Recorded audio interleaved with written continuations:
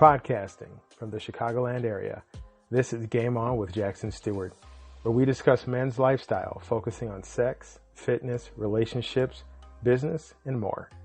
We'll be interviewing the best of the best, the hot shots, and the rising stars in the worlds of modeling, fitness, cooking, and more. Influencers who are discussing keeping it sexy while at the top of their game. I'm your host, Jackson Stewart. Welcome to the show. Welcome to the game.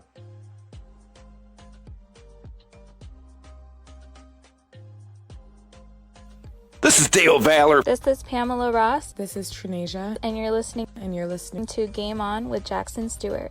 Game On with Jackson Stewart. Game On with Jackson Stewart. Killing them! Follow Game On with Jackson Stewart on YouTube at Game On with Jack, on the official blog www.gameonwithjack.blog, and at the new store www.gameonwithjack.shop. Keep it sexy and game on.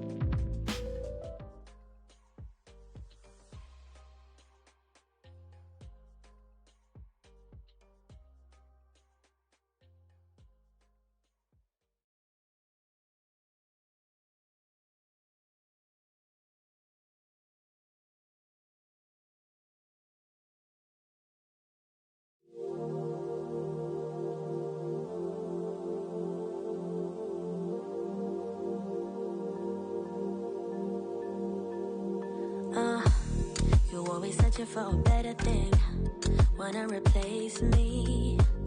I'm in a place that I've never been, it's worse than lonely. Cause someone tell me they see good in me, there's good in me. Cause I got doubts, I got doubts, I got doubts, yeah. Sometimes I wanna risk it all, since you left me. Struggle, baby, I see pain.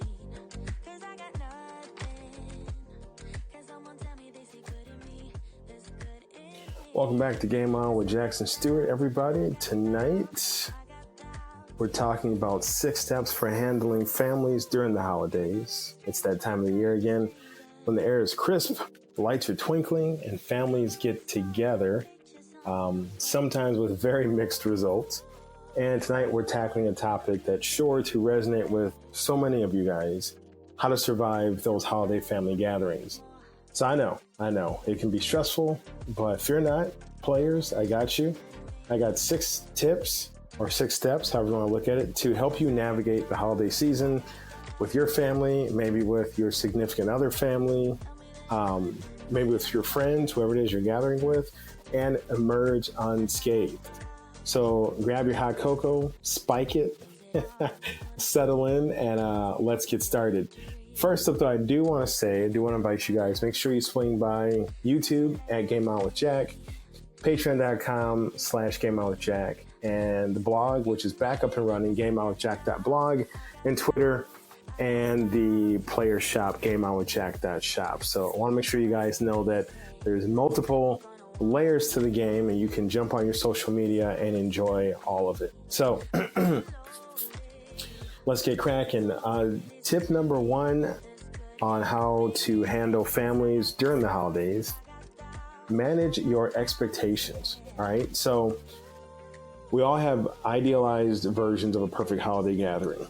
You know, it's going to be the perfect food, the perfect drink. You're going to have just great, heartwarming, Hallmark or Lifetime movie moments. But let's be honest, families are messy, friends are messy, human beings are messy, and our relationships are equally just as disturbingly reflective of who we are inside. And things rarely go according to plan. So instead of setting yourself up for disappointment, for failure, manage your expectations. Okay, so how do you do this?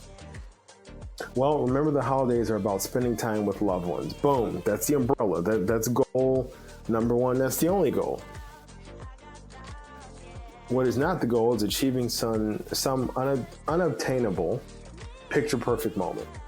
It's not going to be everybody's wearing a sweater with dogs at their feet while they're reading to a bunch of kids.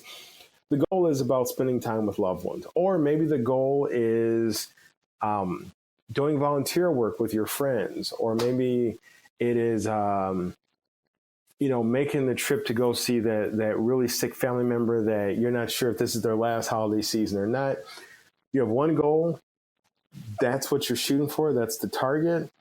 And everything else that you've been programmed to believe, you got to accept that it's false. There is no such thing as a perfect holiday gathering. There is going to be stress. There is, now whether or not you let the stress get to you, that's different. But there's going to be family members or friends that you do not want to see, that you're going to be like, oh God, this person came, So accept that there's going to be chaos, but focus on the order. So manage your expectations. Tip 2. I love this one. Excuse me. Plan your escape routes. Know how to get the hell out of there. Look, there's nothing wrong with with needing a little break, especially with a messy family, with a messy gathering, etc. So whether it's taking a walk outside for some fresh air, maybe it's reading a book in a quiet corner while everybody's in the living room or in the kitchen getting food ready. Maybe it's catching some TV, watching the game or watching a holiday movie or something. Or you jump out and you call a friend for a quick chat. Plan your escape route. All right. So knowing you have a way to momentarily step back from the action can help you stay calm and collected. It can rejuvenate you when you're hearing grandpa or grandma saying some racist shit because they're from a different era. And you're just like, oh, I got to put up with this crap. Or you're getting grilled about where are you in your life and why don't you have kids? Why do you have so many kids? Or whatever it is. Have a way to get out of it. Now, the escape route can vary in scale. It can be an escape route to get you the hell out of there completely.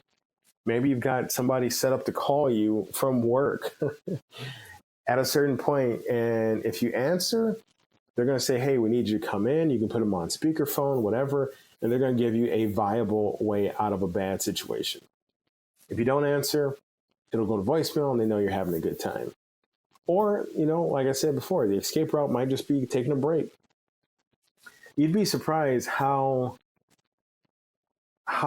successful the escape route of watching a movie, not just by yourself, but getting everybody involved, to watch a movie, because people typically shut up while they're watching a movie.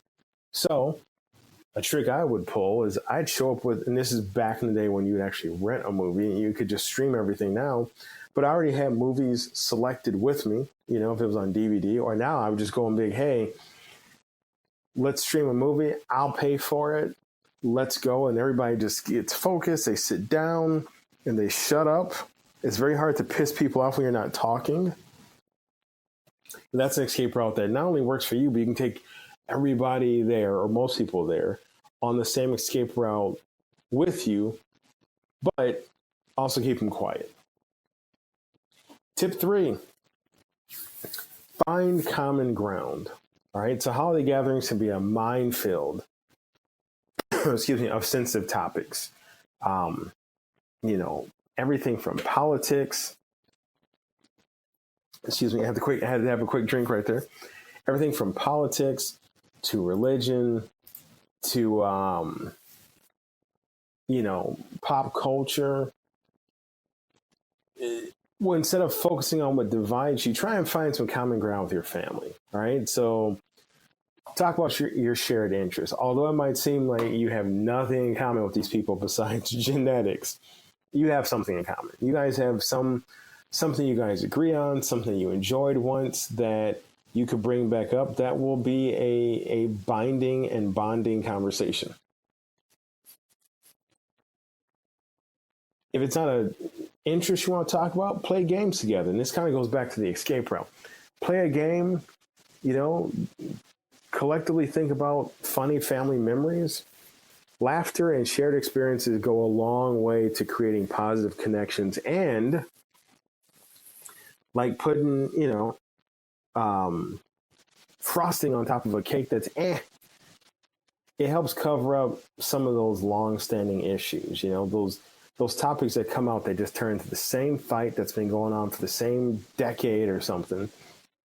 These moments of connectivity, of jovial enjoyment, will help us put up with each other another hour or two. And it's very important. But now here's the thing. If you start to get into divisive topics, then we're talking about tip 4, set boundaries and stick to them. All right. So it's okay to set boundaries with your family. Excuse me. Especially if they tend to be overbearing or intrusive. You got to decide what you're comfortable with and communicate it clearly. Now, here's the thing. If you're bringing somebody with you, or if you are going to someone's family's event, boundary setting gets a little bit more of a challenge. So, whether it's limiting discussions on specific topics, saying no to unwanted requests, like, no, I'm not going to take this lemon pie over to Aunt Judy because Aunt Judy sucks. Like, you got to be able to say no. You got to be able to say what you'll talk about and not talk about. And make sure that you're going to prioritize your own well-being. Because once you get stressed out and then you lay on top of it, bullshit, and then you lay on top of it, people are being kind of intrusive and disrespectful in what they want to talk about with you, then you're gonna blow up and you're gonna look like the bad person at the family dinner because you're the one that lost their cool. And you're like, me lose my cool, like so and so provoked me, but that's not what everybody's gonna remember. They're gonna remember you, flipping the table over and throwing a menorah at somebody, or hitting grandpa with a turkey leg because he was out of bounds, again, too familiar, like whatever it was. And you don't want to put that stress on your own system. So how do you set boundaries? Well, you just say it. Especially if you want to get the person who is notorious for bringing up topics, before you get out to the dinner table, before you get outside playing football, whatever you're going to do, just say, hey, real quick, man, or real quick, girl, whatever. I know you like to talk about work right now, I got laid off, I'm job hunting, the kid, I just as soon not discuss that. I just want to have a good time. I want everybody to have a good time too. So let's not bring that topic up. And be point blank. Don't beat around the bush with it. You don't have to come at them like with a knife, like, damn it, we're not talking about that. But just kind of, like, hey, just real quick. Just want to let you know, I don't want to go through talking about that in front of everybody. And make sure they understand you. Now, if they bring it up anyway, well, then they're just being a dick. Excuse me. And then you can say in front of everybody, hey, I asked you to not bring this topic up. I don't feel comfortable discussing it. Please, for whatever reason, you decided to go against my wishes, but please respect them now. And if they continue to, in kind of a indirect, backhanded kind of way, get up and excuse yourself. Say, all right, well, hey guys, this was good, but I'm not enjoying this conversation. I think it's best I leave. And just get up and walk out. And let that person look like the asshole. Let them look like they're rude. Now, if you're bringing somebody to the family event, to your family, you're going to have to talk to your family about what they can and cannot bring up. And you're going to talk to your date or significant other or husband or wife, boyfriend, girlfriend, whatever, and tell them, hey, look, are there any topics you don't want to discuss? Or you have to tell them, I don't want to discuss a topic between us in front of the family. So it does suck because it's putting a lot on you, having to make sure that you are, the grandmaster of discussions, but at least it alleviates somebody going, oh, I didn't know that was going to offend somebody. Why are you so thin-skinned? No, I told you I want to talk about this. And so they should be able to respect that. On the flip side, if you're going to someone's family event for the holidays, ask them, hey, is there anything you don't want to talk about in front of your family? And that's going to show a lot of maturity and a lot of strength in your communication and your connectivity and your willingness to connect with her family or his family, whatever. That is there anything you don't want to talk about, or is there anything you want to talk about with your family? So boundaries work both ways, okay? Remember, stick to them, prioritize your well-being. Tip 5, be prepared for difficult conversations. Yes. Somebody's going to blow right past you that request. And let's face it, not every family gathering is a Hallmark movie, even though your man Jack freely admits that Hallmark movies and Lifetime Christmas movies are one of my guilty pleasures. I fucking love them. give me a drink and something to eat, and I'll crank out like 3 of those things in an afternoon or an evening. Why? Because they're fun. Because it's always a happy ending, right? Because usually everybody's cute or good looking or whatever. It's pleasant. It's bubblegum for the brain. Don't judge me if you don't give a fuck. I like watching. But anyway, so if you anticipate potential conflict, prepare for it. Practice what you're going to say in advance. And remember to stay calm and respectful, even if others do not. Because it's okay to agree to disagree and move on. I've been to so many family functions, both my own family, both families of friends or somebody I was dating at the time or involved with. And I've seen all kind of shit break out. I remember once I was bringing someone I was dating, and she and I were late because of something going on with her family. And knowing that the truth would have just made my family pissed off, I lied and said we were caught in traffic. And it got kind of salty between me and a relative. And I said, hey, I'm sorry, what do you want? And things got a little tense for a second, but I left the room. I spoke my piece. And I was like, well, fuck, there's nothing else to say. So, but I knew driving over that was going to be an issue, that we were going to have to, get called on the carpet and explain it. I just took the conversation alone. But that can be tough. And you got to be ready for it, because what you don't want is to get blindsided. You don't want to have a mouthful of Uncle Lewis's renowned bourbon cake, and you're enjoying it, and you get hit with hey, so, are you guys living together? And you're like, what the fuck? Because it will take you out of the moment because you're off guard.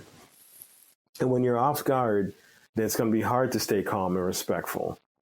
And you're going to lose your cool, and it's going to turn into a thing. And also, excuse me, even if you can't shut it down ahead of time by having just a one-on-one conversation with difficult conversation person, just blow it off. Oh, are you guys living together? Sometimes I see her longer than I should, sometimes not, but we'll talk about that later. And just move on. And if you can stay cool and calm and continue to dismiss politely, but clearly dismissing this person's, this family member's jab at you, they will look like an asshole. They will look like a provocateur. They'll look like the person who just wants to start something, and somebody's going to just say, why don't you just lay off like shit? And then you look cool, you look calm, you look respectful, and you look like the good guy, and you're going to get more of that bourbon cake or whatever the hell it is that you're enjoying. Last tip, I know it's kind of a shorter show, but these tips they move kind of swift and beautiful and simple. That's what I like about them. When I wrote them, make sure you focus on the positive. It's so easy to get caught up in the stress and negativity of family gatherings. You could be gritting your teeth all the way over there. But instead of dwelling on the challenges, make a conscious effort to focus on the positive. Appreciate the moments of joy, the laughter, the connection, the stories, the gifts, the food, the drink, whatever. And remember, the holidays are about celebrating love and family, even if it comes with a few bumps along the way. Because, if you've ever lost anybody, you always think back to the last thing you said, the last birthday party, the last holiday gathering, whatever. And you don't want to ever have your last be one that is marred with, oh man, the last thing I said to that person on Christmas was terrible. The last thing we talked about, it turned into an argument. You don't want that, because that weighs heavily on your soul. So focus on the positive, diminish the negative, even if you got to get out of that environment. Nobody said you got to be all day at mom's house or all day with dad or whatever. So, hey, look, I'm going to be there for an hour, and I got to jump out. I got to do stuff. And they're like, well, what do you have to do that's more important than us? Lie. I got to go do volunteer work. Maybe set up some volunteer work, so it's not a full lie, but maybe it's not going to take all day. But sometimes the best way to win an event or win in a situation is to not play the game. You know, and if you guys have ever watched boxing or some martial arts events, usually there are people who win by never throwing a punch. They let the opponent get tired. They remove themselves from the situation and then they move in. So focus on the positive, diminish the negative, and take care of your well-being. Now, I had some bonus tips and questions. Bonus tip, do not be afraid to ask for help. So if you're struggling to cope with family stress, reach out to a trusted friend or a professional. I mean, right now, this time of the year is one of the most stressful times for people because there is all the expectation. There is all the family gathering. You know, all the shit that happens the rest of the year is still here. And it's going to get like tuned up and really showcase when it's holiday time. So seek help, talk to someone who understands and can provide invaluable support and guidance. And don't be afraid to speak to a therapist, a counselor, maybe somebody in the clergy that you trust that you can go to, or a friend or a family member who just is always wise and always listens and respects you and gives you good advice. Now, some questions I wanted to cover in terms of the 6 steps for handling families during the holidays. How do you handle passive-aggressive relatives? You know them. They make their point by not doing shit on purpose or doing indirect shit on purpose. Look past it. Don't engage. And once again, win the fight by not fighting and move on. You know, it's like, well, why'd you put my shoes in the second floor closet instead of right here by the door? Well, you know, and they were just, they were wet. They weren't wet. And it's really just their way of being passive aggressive and messing with you. Just say, oh, okay, thanks. Go up and get them. Boom, move on. Because passive aggressive relatives can only fight with the fuel you give them. What if you're dreading spending time with certain family members? Minimize how much time you have to spend with them. And also debate even if you have to. Because let's face it, your well-being is important. And maybe these people are important to you, but there's just something about them that will push you over the edge this year. Don't see them. And I know, well, Jackson, you said, what if the last time is the last time? Sometimes you do have to remove yourself from a situation because there's no way to win it. And you know you're going to lose your cool. You know they're going to say something that's going to validate why you were dreading seeing them in the first place. Either minimize how much you see them or don't see them at all. Give them a call. Tell me you have to go out of town. Whatever it is, do it. And how can you set healthy boundaries without ruining the holidays? Be clear but respectful. Okay, if you say, hey, I don't want to talk about work because it's really stressful right now, you don't have to say, hey, fuckers, if you fucking ask me to talk about work and beat your asses, you can just say, guys, I don't want to talk about that. I'd much rather talk about you and your amazing job. Or I don't want to talk about, me splitting up or us getting a divorce or me breaking. I want to talk about how your family's doing. So set your boundaries, but then shift that focus, that need to discuss something back onto something positive. And even if it's just letting the other person talk, those are healthy boundary setting techniques. And once again, if your boundary techniques are not being respected, your boundaries aren't being respected, leave. Maybe leaving the room is enough to reset the vibe. Maybe you just got to say, all right, guys, I think I kind of worn out my welcome, or I think that's the end of the day. I'll see you guys later. Yeah, it's going to be a little awkward. It's going to lead to another conversation. But if you stay, what do you risk? Saying something that you're going to, what do you risk? Saying something you're going to regret? Making a spectacle out of Christmas or Hanukkah or Kwanzaa or whatever the event is that you're celebrating. So you don't want that. So there you have it, players. My 6 tips for surviving those holiday family gatherings. Remember, communication, respect, a little dash of humor, and some booze can go a long way. And most importantly, don't take yourself too seriously. Don't take others too seriously. Realize that sometimes the jabs our family give us, especially on the holidays, is all about them and not about us. Because after all, the holidays are about celebrating life, right? And enjoying time with loved ones, even if they drive you a little crazy sometimes, because that's what family does. Thank you for joining me on Game On tonight. I hope these tips help you navigate the holidays with your family and your friends with grace and ease. And remember, above all else, have fun. Cherish the moments you got with these people that you love, even the people that you just barely like. And until next time, guys, keep it sexy and game on.